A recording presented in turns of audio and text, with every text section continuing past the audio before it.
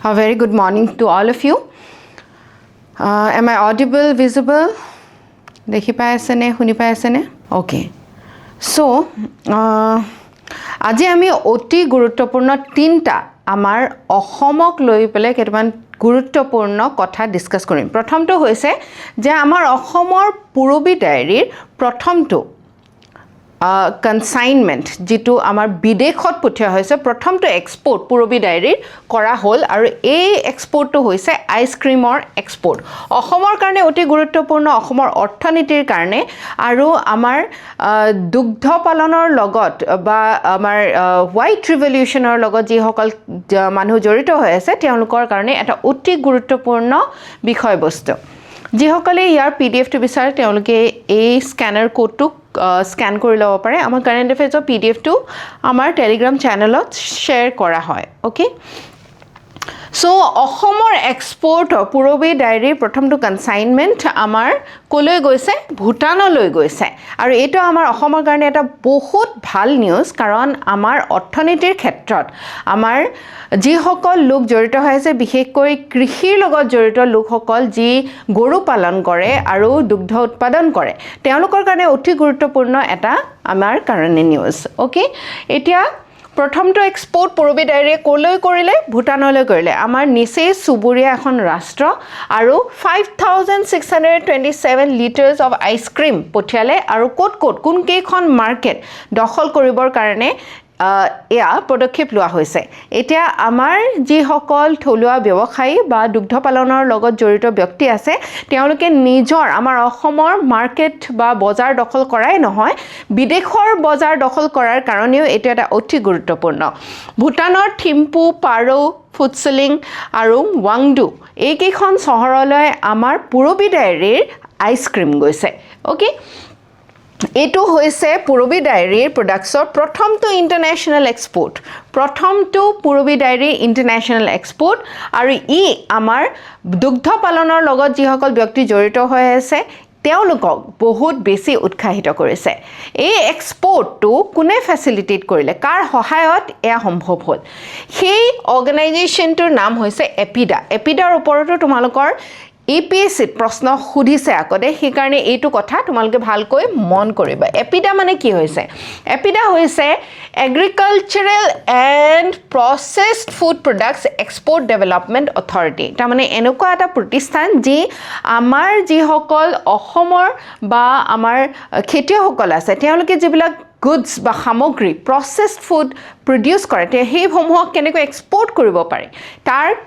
মানে তাক সহায় কৰিবৰ কাৰণে বিশেষ এটা আমাৰ প্ৰতিষ্ঠান আছে ওকে আৰু এই যে দুগ্ধ পালনৰ লগত জড়িত ঠিক আছে পূৰবী ডায়েৰীৰ কথা আমি পাতি আছো ইয়াৰ মানে এই কোঅপাৰেটিভটোৰ নাম হৈছে West Assam milk producers cooperative union limited আৰু মাৰ্কেটিং কোনে কৰিছে north east dairy foods and Dairy and Foods Limited আৰু এই যেটো প্ৰজেক্ট হয় ইয়াক সাপোৰ্ট কৰিছে ওয়াৰ্ল্ড বেংকৰ ফান্ডেড আপাৰ্ট প্ৰজেক্টে ওকে এই গুটেই কিটা বস্তু তোমালোকৰ এপিএসসি কাৰণে অতি গুৰুত্বপূৰ্ণ পূৰবী ডায়েৰীৰ লগত জড়িত কেইটামান গুৰুত্বপূৰ্ণ কথা আমি জানিলো আমি ইতিমধ্যে কথা পাতিছো ওয়েস্ট আসাম যেটো আমাৰ মিল্ক production আছে ওয়ামুল তাৰ অধীনত পূৰবী ডায়েৰীয়ে কাম কৰে আৰু এটো এটা কোঅপাৰেটিভ হয় ঠিক আছে আৰু পুৰো নামটো দিয়া হৈছে পূৰবী আৰু ইয়াত আমি কি বস্তু পাওঁ মিল্ক কাৰ্ড আমাৰ গাখীৰ দৈ ঘিউ paneer butter flavoured milk ice cream বিভিন্ন ধৰণৰ সামগ্ৰী আমাৰ অসমতে প্ৰডিউস কৰিছে আগতে কি আছিল আগতে আমি আমুলৰ গাখীৰ কিনি খাওঁ আমুলটো গুজৰাটৰ এটা কোঅপাৰেটিভ কিন্তু আমাৰ অসমৰ এটা কোঅপাৰেটিভে ইমান ভাল কাম কৰাটো আমাৰ কাৰণে এটা গৌৰৱৰ কথা ওয়ামুলটো কি হয় ওয়ামুলৰে নাম হৈছে যেটো মাৰ্কেটিং নাম হৈছে এটো হৈছে Purabi west Assam milk producers cooperative limited এটো কোঅপাৰেটিভৰ অধীনত কাম কৰে আৰু ইয়াৰ হেডকোৱাৰ্টাৰ আছে গুৱাহাটী পাঞ্জাবাৰীত ঠিক আছে আৰু তেওঁলোকে কি কৰে কোঅপাৰেটিভ মানে কি কোঅপাৰেটিভে কি কৰে যিমান দুগ্ধ উৎপাদনৰ লগত জড়িত আমাৰ খেতিয়কসকল আছে বা আমাৰ ব্যক্তিসকল আছে তেওঁলোকৰ লগত মিলি এটা কোঅপাৰেটিভ সৃষ্টি কৰিছে যিমান দুগ্ধ প্ৰডিউস হয় বা গাখীৰ প্ৰডিউস হয় সেই গাখীৰসমূহ তেওঁলোকে একত্ৰিত কৰে আৰু একেলগে প্ৰসেসিং কৰে তাৰ পিছত বজাৰলৈ উলিয়াই লৈ যায় ঠিক আছে সো তেওঁলোকে কি কৰে প্ৰকিউৰমেন্ট কৰে এই সৰু সৰু যি মানে উৎপাদন কৰা লোক আছে তেওঁলোকৰ পৰা গাখীৰটো লৈ আনে তাৰ পিছত প্ৰসেসিং কৰে কোৱালিটি কন্ট্ৰোল কৰে তাৰ পিছত পুৰবী ডায়েৰী নামত হেতু আমাৰ বজাৰত মুকলি কৰে ঠিক আছে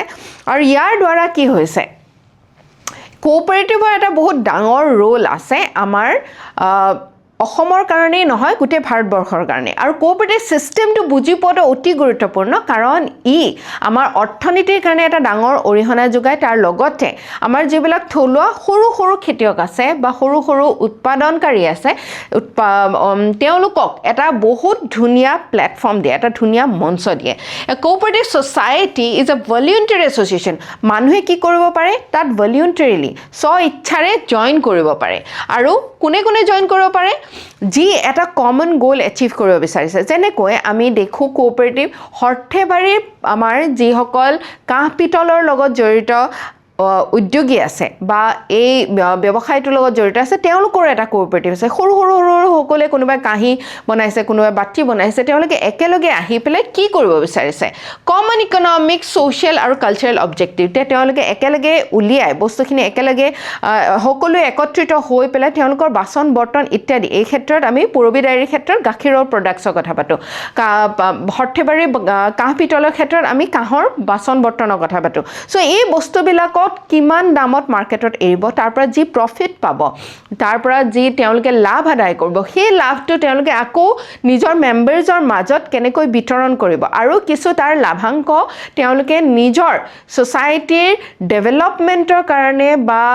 বেলেগ বেলেগ সাহায্যৰ কাৰণে লোনছৰ কাৰণেও ব্যৱহাৰ কৰে সো এনেকুৱা এটা ধুনীয়া ডেমক্ৰেটিক প্ৰসেস হয় বৰ এটা ধুনীয়া কথা যে আমি সকলোৱে একেলগে আগবাঢ়ি যোৱাৰ এটা প্ৰকল্পৰ দৰে হয় নহলে কি হয় ইন্ডিভিজুৱেলি যেতিয়া মানুহে কৰি থাকে তেতিয়া বহুখিনি কন্ট্ৰোল তেওঁলোকৰ ওচৰত নাথাকে কিন্তু কোঅপাৰেটিভৰ জৰিয়তে কৰিলে বহুখিনি কন্ট্ৰোল একত্ৰিত হৈ পেলাই যেতিয়া কৰা যায় বহুত ধুনীয়া আমি ৰিজাল্টছ পাওঁ ওকে সো ইয়াত আমি কিছুমান প্ৰিন্সিপলছ থকা দেখিবলৈ পাওঁ যে ইচ্ছাৰে যিকোনো মানুহে জয়েন কৰিব পাৰে ডেমক্ৰেটিক কন্ট্ৰোল থাকে যে সকলো যিকোনো ডিসিশন তেওঁলোকে এই কোঅপাৰেটিভ সোসাইটিটোৱে ল'ব যে কিমান তেওঁলোকে নিজৰ সিকিউৰিটিৰ কাৰণে বা বিভিন্ন সোশ্যাল সিকিউৰিটিৰ কাৰণে পেনশন বা লাইফ ইন্স্যুৰেন্সৰ কাৰণে ব্যৱহাৰ কৰিব সেই সমূহ ডিসিশন মিউচুৱেল বেনিফিট কিমান পাব প্ৰফিট কিমান আদায় কৰিব কিমান দৰ দামত তেওঁলোকে বজাৰত সেইখিনি মুকলি কৰিব ঠিক আছে আৰু ইয়াৰ দ্বাৰা প্ৰডিউচাৰ্ছ যিসকল উৎপাদনকাৰী থাকে তেওঁলোকৰ হাতত কন্ট্ৰোলটো থাকে তেওঁলোকে নিয়ন্ত্ৰণ কৰিব পাৰে বজাৰখন তেওঁলোকে নিজৰ হাতত নিয়ন্ত্ৰণ কৰি ৰাখিব পাৰে আৰু এই মানে কোঅপাৰেটিভৰ কথা আমাৰ সংবিধানত উল্লেখ কৰা আছে কোঅপাৰেটিভৰ সংবিধানত কি কথা উল্লেখ কৰা আছে তোমালোকে অতি গুৰুত্ব সহকাৰে শুনিব লাগে আৰু বুজিব লাগে আৰু মনত ৰাখিব লাগে পৰীক্ষাত APSC ইয়াৰ ওপৰত বহুতবাৰ প্ৰশ্ন আহিছে কোঅপাৰেটিভ সোসাইটি যেনেকৈ আমি আমুল দেখিবলৈ পাওঁ আমাৰ পুৰবী ডায়েৰী ৱামুল দেখিবলৈ পাওঁ ৱেষ্ট আসাম ডেইৰী প্ৰডিউচাৰ্ছৰ এটা কোঅপাৰেটিভ ঠিক তেনেধৰণে আমি অকণমান আগতে জনাইছোঁ কাঁহ পিতলৰ যিসকল উৎপাদনকাৰী আছে তেওঁলোকৰ কোঅপাৰেটিভ আছে শুৱালকুছিৰ যিসকলে আমাৰ ৰেচম শিল্পটোৰ লগত জড়িত তেওঁলোকৰ কোঅপাৰেটিভ আছে আৰু এই কোঅপাৰেটিভৰ কথা আমাৰ সংবিধানত উল্লেখ কৰা হৈছে সংবিধানৰ আমাৰ সংশোধন কৰা হৈছিল এমেন্ডমেন্ট কৰা হৈছিল 97 কনস্টিটিউশনাল এমেন্ডমেন্ট 2011 চনত আৰু ইয়াৰ দ্বাৰা আৰ্টিকল 43B এটা নতুন ডাইৰেক্টিভ প্ৰিন্সিপলছ এড কৰা হৈছিল ঠিক আছে আৰু ইয়াত ঠিক তেনেকৈ পাৰ্ট 9B কোঅপাৰেটিভ সোসাইটিৰ কথা মেনশন কৰা হৈছে ঠিক আছে 43B এটা যে নতুন ডাইৰেক্টিভ প্ৰিন্সিপল এড কৰা হ'ল ইয়াত কি আছে ইয়াত কৈছে যে ষ্টেট বা চৰকাৰে এই যে কোঅপাৰেটিভ সোসাইটিৰ বিলাক ফৰ্ম কৰাত যথেষ্ট সহায় কৰিব আমাৰ উদ্যোগীসকলক ঠিক আছে আৰু ই অটোনমাছলি ফাংচন কৰিব কাৰো কন্ট্ৰোলত নাথাকে যিসকল মেম্বাৰ্ছ থাকিব আৰু প্ৰতিজন মেম্বাৰৰ এজন মেম্বাৰৰ এটা ভোট থাকিব ডেমক্ৰেটিকলি মানে গণতান্ত্ৰিক হিচাপত মানে গণতান্ত্ৰিক এটা আদৰ্শত তেওঁলোকে পাৰফৰ্ম কৰিব ঠিক আছে professional management of cooperative societies তাৰে ভিতৰত তেওঁলোকে প্ৰফেশ্যনেলি মেনেজ কৰিব যেনেকৈ আমি পূৰবী ডায়েৰীৰ ক্ষেত্ৰত দেখিছোঁ যে দুগ্ধটো ওলোৱাৰ পিছত গাখীৰটো অনাৰ পিছত তেওঁলোকে মানে ধুনীয়াকৈ পেষ্টাৰাইজেশ্যন বা ধুনীয়া মেনুফেকচাৰিঙৰ কাৰণে যি কাম কৰিব লাগে সেইখিনি পুৰা টেকন'লজিকেলি বা প্ৰফেশ্যনেলি তেওঁলোকে হেণ্ডেল কৰিব ঠিক আছে আৰু ইয়াৰ লগতে এখন আইন আছে multi state cooperative societies act মানে এতিয়া পূৰবী ডায়েৰীৰ ক্ষেত্ৰত আমি দেখিছোঁ অসমৰ ভিতৰতে হয়নে কিন্তু এটা কোঅপাৰেটিভ যদি আমি বেলেগ বেলেগ ৰাজ্যতে একেই ধৰণৰ কোঅপাৰেটিভ এষ্টাব্লিছ কৰিব বিচাৰোঁ তেনেহ'লে এই আইনখন আমাৰ কাৰণে কি হয় আমাৰ কাৰণে প্ৰযোজ্য হয় আৰু এই আইনখনকো সংশোধন কৰা হৈছিলে multi state cooperative societies amendment act 2023 চনত অ'কে এইখিনি কথা অতি গুৰুত্বপূৰ্ণ আৰু আমুলে এই কোঅপাৰেটিভ ছ'চাইটি কেনেকৈ ছাকচেছ হ'ব পাৰে সেইটো আদৰ্শ দেখুৱাই থৈ গৈছে আৰু তোমালোকে হয়তো শুনিছা লিজ্জত পাপৰৰ কথাও লিজ্জত পাপৰো ঠিক তেনেকৈ কোঅপাৰেটিভ ছ'চাইটিৰ দৰেই কাম কৰে অ'কে চ' আমুলটো আমাক কোনে দি থৈ গৈছিলে আমুলটো আমাক ডক্টৰ ভাৰ্গিছ কুৰিয়েনে দিছিলে যাক শ্বেত বিপ্লৱ বুলি যাক কোৱা হয় হোৱাইট ৰিভলিউশ্যন বুলি যাক কোৱা হয় তেওঁ সেই হোৱাইট ৰিভলিউশ্যনৰ ফাদাৰ জন্মদাতা আছিলে ঠিক আছে এই হোৱাইট ৰিভলিউশ্যনৰ জৰিয়তে ভাৰতে ডেইৰী প্ৰডাকশ্যন বা আমাৰ যি গাখীৰৰ উৎপাদনৰ ক্ষেত্ৰত স্বাৱলম্বী হ'বলৈ সক্ষম হৈছিলে অকল স্বাৱলম্বীয়ে নহয় আমি বেলেগ বেলেগ দেশত আমাৰ নিজৰ প্ৰডাক্টছবিলাক এক্সপৰ্ট কৰিবলৈও সক্ষম হৈছিলোঁ ঠিক আছে চ' অকণমান আগতে আমি এপিডাৰ কথা পাতিছিলোঁ আৰু এপিডাই কি কৰে এপিডাই এই এগ্ৰিকালচাৰেল যিবিলাক ভেলিউ এডেড প্ৰডাক্টছ আছে সেইখিনি এক্সপৰ্ট কৰাত আমাক সহায় কৰে agricultural process food products export development authority আৰু কোনটো মন্ত্ৰালয়ৰ অধীনত এপিডা আছে ministry of commerce and industry আৰু কেতিয়া এষ্টাব্লিছ কৰা হৈছিলে কেতিয়া প্ৰতিষ্ঠা কৰা হৈছিলে 1986ত ঠিক আছে আৰু ই কি কৰে যে আমাৰ যিবিলাক খেতিৰ দ্বাৰা উৎপাদিত সামগ্ৰী আছে তাক এক্সপৰ্ট কেনেকৈ কৰিব পাৰোঁ তাৰ কথা চিন্তা কৰে ঠিক আছে চাৰ্টিফিকেশ্যন দিয়ে মানদণ্ড কেনেকুৱা হ'ব লাগিব quality standards market development export কেনেকৈ ফেচিলিটেট কৰি দিব পৰা যায় আমাৰ খেতিয়কসকলৰ কাৰণে তাৰ বাবে চিন্তা কৰে এপিডাই অ'কে চ' এতিয়া তাৰ লগতে অন্য এটা বস্তু আমাৰ অসমত আছে সেইটো হৈছে Assam agri business and rural transformation project APART ঠিক আছে আৰু এই আপাৰ্টটোক ফাণ্ড কৰিছে কোনে ৱৰ্ল্ড বেংকে আপাৰ্টৰো সেই ধৰণৰেই এক মানে চিন্তা হয় উদ্দেশ্য আছে যে আমাৰ যি এগ্ৰিকালচাৰ বা খেতি আছে ইয়াক মডাৰ্ণাইজ আমি নতুন কেনেকৈ কৰিব পাৰোঁ ঠিক আছে ৰুৰেল লাইভলিহুড জীৱিকা গ্ৰামাঞ্চলত বাস কৰা লোকসকলক কেনেকৈ ইম্প্ৰুভ কৰিব পৰা যায় আৰু কেনেকৈ ভেলিউ চেইনবিলাক ইম্প্ৰুভ কৰিব পৰা যায় এইটো এটা বহুত গুৰুত্বপূৰ্ণ কথা কাৰণ আমাৰ দেশৰ লগতে আমাৰ অসমৰ বেছি সংখ্যক লোক খেতিৰ লগত জড়িত হৈ আছে 80%তকৈ বেছি ব্যক্তি আমাৰ পোনপটীয়াকৈ বা আওপকীয়াকৈ খেতিৰ লগত জড়িত হৈ আছে আৰু এই খেতিৰ লগত জড়িত লোকসকলৰ আয় কেনেকৈ বৃদ্ধি কৰিব পৰা যায় তেওঁলোকৰ জীৱিকা আৰু কেনেকৈ ভাল কৰিব পৰা যায় কেনেকৈ তেওঁলোকক আৰু বেলেগ সুযোগ দিব পৰা যায় তাৰ কাৰণে কাম কৰে আপাৰ্ট আৰু এপিডাই ঠিক আছে আপাৰ্ট বস্তুটো হৈছে আপাৰ্ট যিটো প্ৰতিষ্ঠান সেই আপাৰ্ট প্ৰতিষ্ঠানটো হৈছে ৱৰ্ল্ড বেংকৰ অধীনত আৰু ই আমাক পূৰবী ডায়েৰীকো নিজৰ প্ৰডিউচ কৰা বেছি কৰিবৰ কাৰণে এক্সপৰ্ট কৰিবৰ কাৰণে সহায় কৰিছে এতিয়া অ'কে বুজি পাই আছা ডেইৰী কোঅপাৰেটিভছৰ এটা বহুত ডাঙৰ আমাৰ মানে ৰুৰেল ডেভেলপমেণ্টৰ কাৰণে অৰিহণা আছে আমি জানো যে আমাৰ গ্ৰামাঞ্চলত যিসকল লোক বাস কৰে বহুতে খেতি পথাৰৰ লগত জড়িত আৰু এগ্ৰিকালচাৰৰ লগত এটা এলাইড এক্টিভিটি হয় গো পালন আৰু গৰু যেতিয়া পালন কৰি দুগ্ধ উৎপাদন কৰে তাৰ দ্বাৰা এজন খেতিয়কে আয় তেওঁৰ বহুতখিনি পৰিমাণে বৃদ্ধি কৰিব পাৰে ঠিক আছে আৰু গাঁও অঞ্চলত খেতি লগতে গৰু পালন কৰাটো সুবিধাও হয় ঘাঁহ ইত্যাদি খুব ধুনীয়াকৈ আমাৰ অসমত পোৱা যায় আৰু সেইকাৰণে আমাৰ অসমৰ কাৰণে এইটো এটা বহুত ডাঙৰ ইনিচিয়েটিভ ঠিক আছে ইয়াৰ লগতে আমাৰ গভৰ্ণমেণ্ট চেণ্ট্ৰেল গভৰ্ণমেণ্টৰো দুগ্ধ পালনৰ লগত কিছুমান ইনিচিয়েটিভ আছে ঠিক আছে গভৰ্ণমেণ্ট ইনিচিয়েটিভ আছে বা কিছুমান মিছন আছে কিছুমান প্ৰকল্প আছে কিছুমান নীতি আছে যেনেকৈ ৰাষ্ট্ৰীয় গোকুল মিছন যাতে আমাৰ যিবিলাক কেটল ভেৰাইটি আছে আমি জাৰ্চি গৰু পোহা আমি সকলোৱে শুনো কিন্তু জাৰ্চিটো ক'ৰ হয় জাৰ্চিটো আমাৰ ভাৰতৰ নহয় বিদেশৰ হয় কিন্তু আমাৰ ভাৰতৰ মানে যেনেকৈ গিৰ গাই ভাৰতৰো এনেকুৱা কিছুমান মানে প্ৰজাতি আছে যিখিনি বহুত ভাল গাখীৰ দিয়ে সেই ধৰণৰ ইণ্ডিজিনিয়াছ আমাৰ লোকেল গৰুবিলাকৰ ইম্প্ৰুভমেণ্ট কেনেকৈ হ'ব পাৰে তাৰ কাৰণে Rashtriya Gokul Mission National Programme for Dairy Development dairy যিটো ইনফ্ৰাষ্ট্ৰাকচাৰ আছে তাত কেনেকৈ আৰু ইম্প্ৰুভ কৰিব পাৰে যায় তাৰ কাৰণে কাম কৰে dairy processing and infrastructure development fund এটা বিশেষ পুঁজি আছে যিটো পুঁজিয়ে আমাৰ ডেইৰী প্লেণ্টছবিলাক উন্নত কৰিবৰ কাৰণে সহায় কৰে হোৱাইট ৰিভলিউশ্যন 2.0 আমাৰ এতিয়া চলি আছে কেনেকৈ আমি ডেইৰীৰ লগতে অন্য বিভিন্ন প্ৰডাক্টছ আনিব পাৰোঁ এপিডাই এই আৰু লগতে ইয়াৰ লগতে কেনেকৈ এক্সপৰ্ট কৰিব পাৰোঁ তাৰ কথাও চিন্তা কৰে অ'কে সো তোমালোকে এটা ধুনীয়া প্ৰশ্ন কৰা এতিয়া MCQ এটা যে consider the following statements regarding dairy cooperatives in India dairy cooperatives এতিয়াৰ কথা নহয় বহু বছৰ ধৰি পেলাই আমাৰ ভাৰতবৰ্ষত কাম কৰি আছে ৱামুলৰ অধীনত কি আছে পুৰবী ঠিক আছে markets dairy products under the brand name of Purabi হয়নে এতিয়া মই ক'লোঁ নিশ্চিতকৈ হয় Amul functions on a cooperative model own by milk producers হয় আমুলটো আমাৰ দুগ্ধ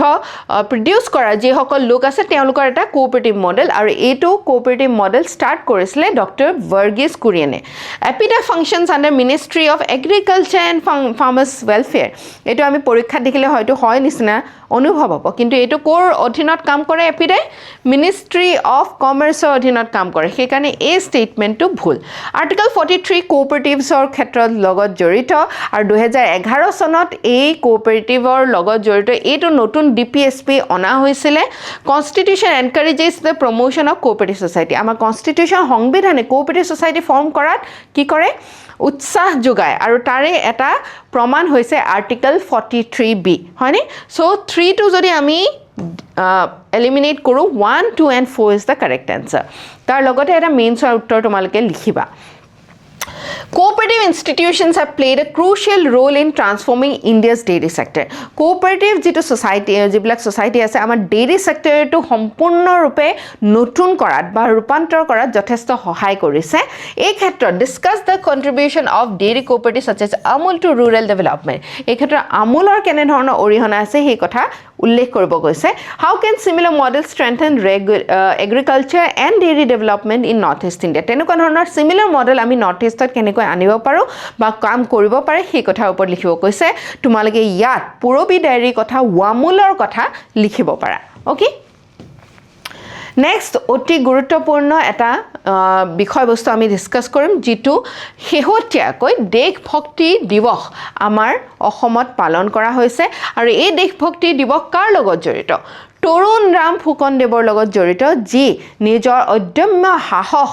और परिचय দি আমাৰ ন্যাশনাল স্ট্ৰাগল যেটো আমাৰ স্বাধীনতা সংগ্ৰাম আছিল সেই সংগ্ৰামত তেওঁ অৰিহণা যোগাইছিল ঠিক আছে আৰু এয়া হৈছে তৰুণ ৰাম ফুকন তেখেতৰ জন্ম হৈছিল 1877 আৰু তেওঁ মৃত্যু হৈছিল 1939 ঠিক আছে আৰু এই তৰুণ ৰাম ফুকনৰে আমি এটা মৃত্যু বাৰ্ষিকীত দেশভক্তি দিৱস হিচাপে পালন কৰোঁ ওকে তৰুণ ৰাম ফুকনৰ কথা কিছুমান জানিবলগীয়া আছে যে দেশভক্তি দিৱস আমি জুলাই 29 তাৰিখে পালন কৰোঁ যেটো হৈছে আমাৰ দেশভক্ত তৰুণ ৰাম ফুকনৰ ডেথ এনিভাৰ্সাৰী মানে মৃত্যু বাৰ্ষিকী এইটো আমাৰ এই যেটো দেশভক্তি দিৱস গোটেই সমগ্ৰ অসমতে পালন কৰা হয় আৰু ইয়াৰ কাৰণে গভৰ্ণমেণ্ট অফ আসাম অসম চৰকাৰে সকলো উদ্যোগ গ্ৰহণ কৰে আৰু ইয়াৰ দ্বাৰা কি এম কৰা হৈছে এই যে দেশভক্তি দিৱস আমি পালন কৰোঁ তাৰ উদ্দেশ্য কি যাতে আমাৰ অসমৰ কি কন্ট্ৰিবিউশন আছিল আমাৰ ভাৰতৰ ন্যাশনাল স্ট্ৰাগল বা ভাৰতৰ স্বাধীনতাৰ ক্ষেত্ৰত আৰু ইয়াং জেনাৰেশনে যাতে সেই অদম্য সাহস আৰু বীৰত্বৰ পৰা অনুপ্ৰাণিত হয় ঠিক আছে আমাৰ দেশভক্তি যাতে আমাৰ যি নৱপ্ৰজন্ম আছে তেওঁলোকৰ মাজতো আমি মানে উলিয়াই আনিব পাৰোঁ আৰু এই যে দেশভক্তিৰ কথা আমি পাতি আছো বা আমাৰ যি ন্যাশনাল স্ট্ৰাগল আছে স্বাধীনতা সংগ্ৰাম আছে তাৰ প্ৰতি যে আমাৰ সন্মান থাকিব লাগে নিজৰ মনৰ ভিতৰত এই কথা ক'ত লিখা আছে জানানে কনষ্টিটিউচনৰ আমাৰ সংবিধানৰ আৰ্টিকল 51A(b) ঠিক আছে আৰ্টিকল 51A কিহৰ লগত জড়িত ফান্ডামেন্টাল ডিউটিজৰ লগত জড়িত আমাৰ সংবিধানে আমাক ফান্ডামেন্টাল ৰাইটস দিছে মৌলিক অধিকাৰ দিছে কিন্তু সেই সংবিধানে আমাৰ কিছু মৌলিক দায়িত্বও দিছে ডিউটিজও দিছে এই মৌলিক দায়িত্ববিলাক আমাৰ প্ৰথমতে সংবিধানত উল্লেখ কৰা হোৱা নাছিলে কিন্তু 42nd এমেন্ডমেন্ট হল সংশোধনী যিটো 1976ত হল তাৰ দ্বাৰা এই ফান্ডামেন্টাল ৰাইটস ফান্ডামেন্টাল ডিউটিজখিনি আমাৰ সংবিধানত সংলগ্ন কৰা হল আৰু ইয়াৰ ৰিকমেন্ডেশন ইয়াক কোনে কৈছিলে এটো কৰিব লাগে বুলি শৰণ সিং কমিটি এইখিনি কথা খুবই প্ৰায় আমাৰ পৰীক্ষাত আমি দেখিবলৈ পাওঁ ওকে সো তৰুণৰাম ফুকন কোন আছিলে দেশভক্ত তৰুণৰাম ফুকন তেওঁ জন্ম হৈছিলে 1877 অসমৰ ভৰলুমুখৰ গুৱাহাটীৰ ভৰলুমুখত তেওঁ আছিলে lawyer freedom fighter political leader আৰু সোশ্যাল ৰিফৰ্মাৰ তাৰমানে সমাজৰ কাৰণে তেওঁ কাম কৰিছিলে উতঃপ্ৰোতভাৱে জড়িত হৈ আছিলে আমাৰ দেশৰ স্বাধীনতাৰ লগত কিয় তেওঁ ফেমাস আছিলে কাৰণ তেওঁ নিজৰ ধুনীয়া এটা লিগ্যাল ক্যাৰিয়াৰ আছিলে কিন্তু সেই ক্যাৰিয়াৰটো এৰি তেওঁ নিজৰ তেওঁ স্বাধীনতা সংগ্ৰামত জপিয়া পৰিছিলে তেওঁ নন কোঅপাৰেশন মুভমেন্টত জয়েন কৰিছিলে সিভিল ডিসঅবিডিয়েন্স মুভমেন্টত জয়েন কৰিছিলে আৰু ইণ্ডিয়ান নেশ্যনেল কংগ্ৰেছৰ এক্টিভ তেওঁ ভলান্টিয়াৰ আছিলে ওকে তেওঁ গোপীনাথ বৰদলৈ ডাঙৰীয়া মহাত্মা গান্ধী নবীন চন্দ্ৰ বৰদলৈ চন্দ্ৰনাথ শৰ্মা এওঁলোকৰ লগত মিলি আমাৰ স্বাধীনতা সংগ্ৰামত যুঁজ দিছিলে ঠিক আছে আৰু তেওঁ কেৱল পলিটিক্স বা এই মানে ন্যাশনাল স্ট্ৰাগলতে তেওঁ স্বাধীনতা সংগ্ৰামতে তেওঁ যুঁজ দিয়া বা আগবাঢ়ি অহাই নহয় তেওঁ অন্যান্য বিভিন্ন কাম কৰিছিলে আমাৰ সমাজখন ৰিফৰ্ম কৰিবৰ কাৰণে সো হি ওয়াজ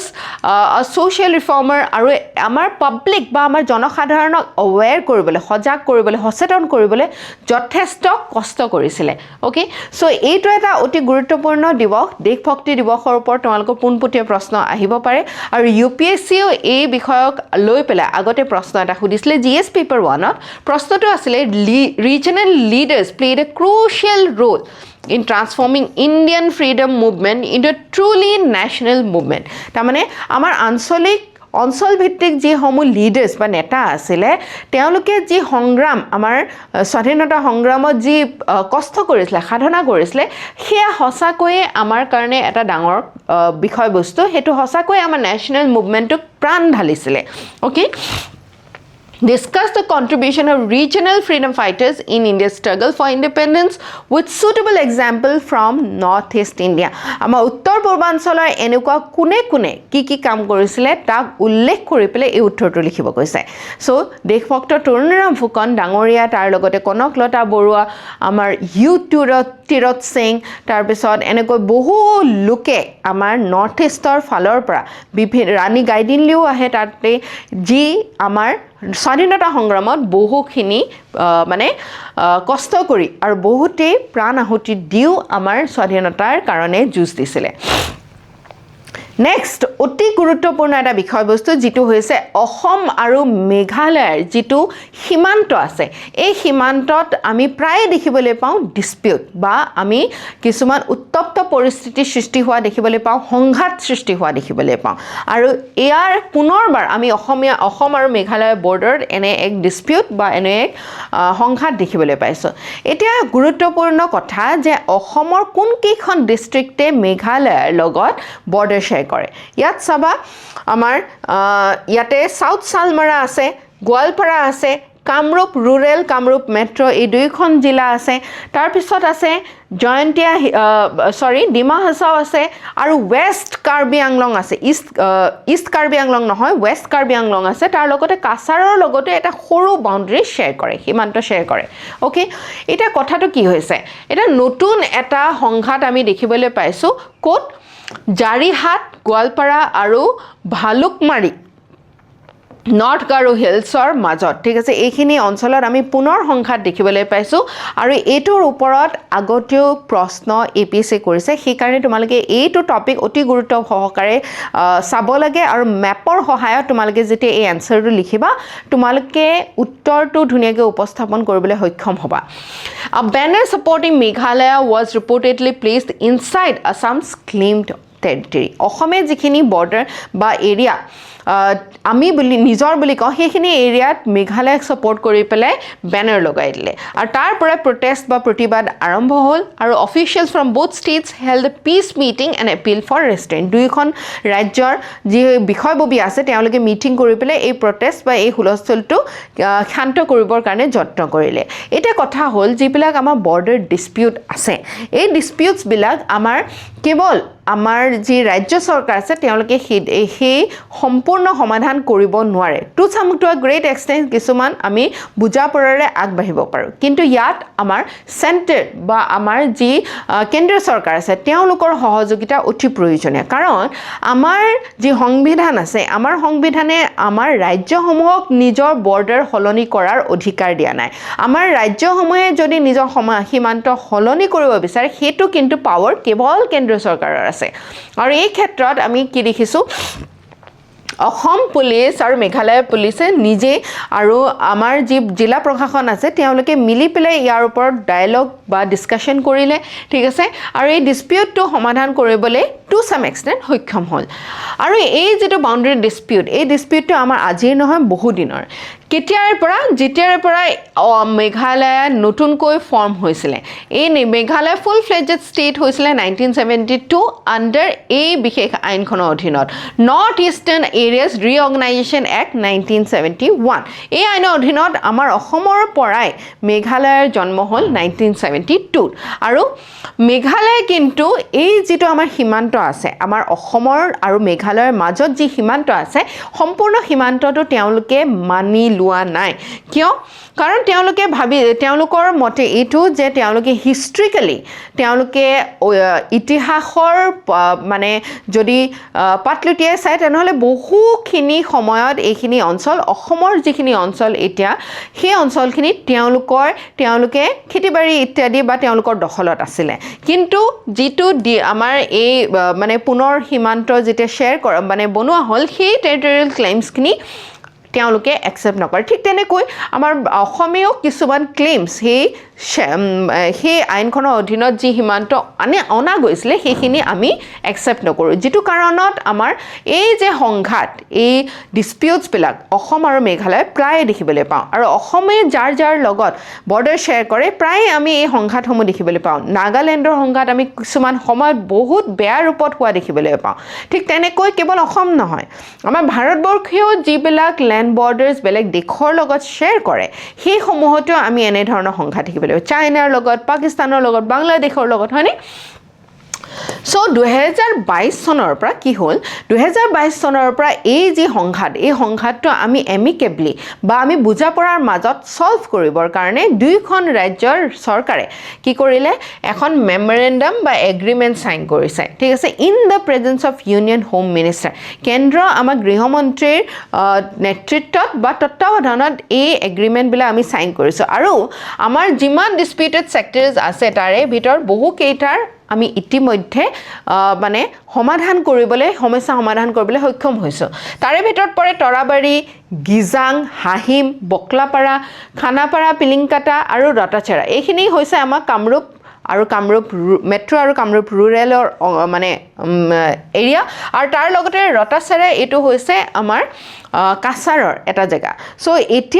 এতিয়াও কিন্তু এইটো গোটেই সমস্যাটো সমাধান হোৱা নাই এই ফেজকেইটা আমি ফেজ 2 ফেজ 3 কৈ আকৌ আগবঢ়াই লৈ যাব খুজিছোঁ আৰু ইয়াৰ কাৰণে কিন্তু কেন্দ্ৰীয় চৰকাৰ আৰু ৰাজ্য চৰকাৰ দুয়োখন চৰকাৰৰ সহযোগিতা আমি পাব লাগিব federalism and interstate cooperation federalism হৈছে যে যি পাৱাৰ্ছবিলাক আমাৰ সংবিধানে ভগাই দিছে কিছুমান পাৱাৰ্ছ ইউনিয়নক দিছে আৰু কিছুমান পাৱাৰ আমাৰ ষ্টেটক দিছে কেন্দ্ৰক দিছে আৰু আমাৰ ৰাজ্যসমূহক দিছে আৰু এই যে বুজা পৰাটো কিছুমান পাৱাৰ্ছ তাত আছে কিছুমান পাৱাৰ আমাৰ আছে এই বুজা পৰাটোকে কোৱা হয় ফেডাৰেলিজম ওকে আৰু এই ফেডাৰেলিজমত আমি পিচফুল কোএক্সিষ্টেন্সটো বিচাৰোঁ সকলো ৰাজ্যই সমান অধিকাৰ পাওক ঠিক আছে সমানভাৱে আমি মিলিজুলি থাকোঁ ইকনমিক ডেভেলপমেণ্ট প্ৰত্যেকটো ছেক্টৰত হওক আৰু এডমিনিষ্ট্ৰেটিভ এফিচিয়েঞ্চি আৰু ইণ্টাৰনেল ছিকিউৰিটিৰ দায়িত্ব আমি সকলোৱে একেলগে লওঁ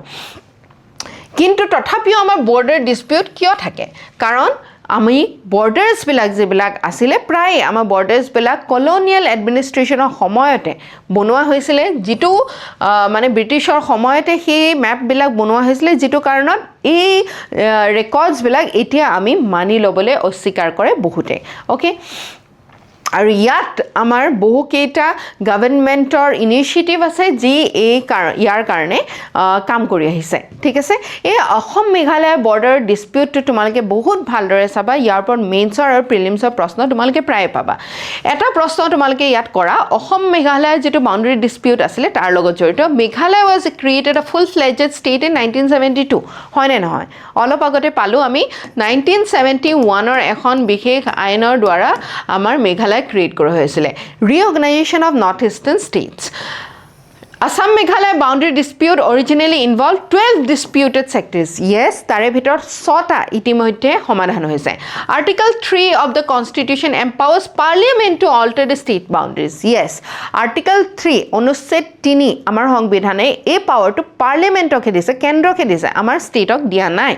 All disputed sectors between Assam and Meghalaya have been fully resolved. গোটেই যিমান আমাৰ disputed portion আছে গোটেইখিনি ৰিজল্ভ সমাধান হৈ গৈছে বুলি কৈছে যেতিয়া এনে ধৰণৰ প্ৰশ্ন পাবা য'ত এনেকুৱা ষ্টেটমেণ্ট পাবা য'ত অল আছে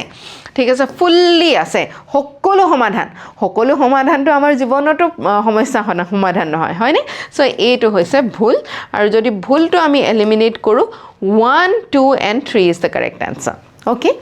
so with this we wrap up today's session tar logote tumalokor bhitorot ji hokole offline aru online amar career classor batchot join hobo bisara amar notun foundation batch arambho hobole goi ase 17 August amar official number ot tumaloke jogajog koribo para with this we wrap up today's session thank you so much